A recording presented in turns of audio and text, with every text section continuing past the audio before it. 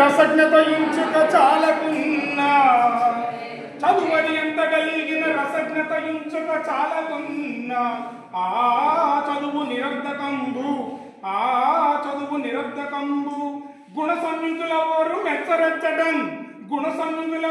మెచ్చరెచ్చడం బదులుగా నలబాటము చేసిననైనా నందు నింపదువెడు నిప్పులేక రుచి పుట్టగా నేర్చునటయ్యా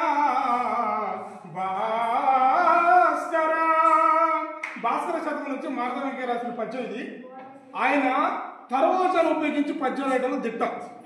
మనం చదివే చదువులో రసజ్ఞత ఎంతైతే ఉన్నదో ఆ రసజ్ఞతను చూసి మన తల్లిదండ్రులు మన బంధువులు మెచ్చుకోవాలి. మనం కేజీ చికెన్ తెచ్చుకొని చక్క ఉప్పు కారం తట్టించి అల్లం వెల్లిపాయలు వేసి కొత్తిమీర ఎన్నేసి 3-4 బజార్లకు వాసన వచ్చేది చేసినా కానీ ఎంత ఉప్పు లేకపోతే రుచి ఉండదు. చదివే చదువులు కూడా రసజ్ఞత లేకపోతే ఉపయోగం లేదు. ఈ సందర్భంగా పిల్లలు నేను చెప్పేది ఏంటంటే మీ చదివే చదువులో రసజ్ఞత ఎంత ఉందో మీరే అంచనా వేసుకోండి, మీరే దాన్ని చూసుకోండి. ఓకేనా? కాబట్టి మనం మంచి గొప్ప విద్యార్థులుగా ఉండాలంటే విద్యార్థులం